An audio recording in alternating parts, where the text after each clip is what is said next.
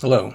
I did a video a couple days ago about how I make individual panels on aircraft, and in that I discussed how to make guides for the edges of the panel so that they all stay tightly together. And I focused pretty much on the fuselage in that talk, but somebody on one of the sites I go to asked how I do the edges for wings, since they didn't talk about that really at all.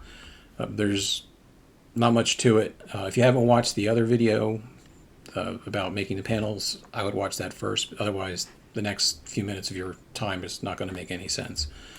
So put the cursor somewhere, create a plane, rotate it so that it's vertical, and I'm just going to move it to where it needs to be. I'm going to follow this really long panel line first.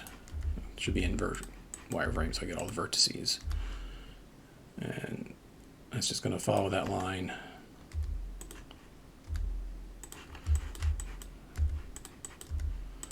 All the way through.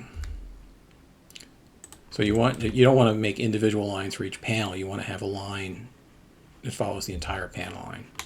So I'm going to take that, I'm going to duplicate it, move it forward, go into edit mode, and now I'm going to create another one. We'll go, actually this line's pretty much horizontal, so I'm going to go SY0 to straighten the line up, and I'm just going to move it back. All right, and that's how you do it. You just keep making panel after panel after panel, and you know, for the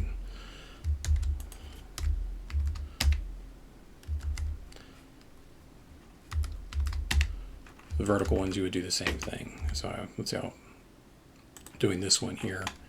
I don't need it that long, so I'm going to shrink it back to close to where it needs to be.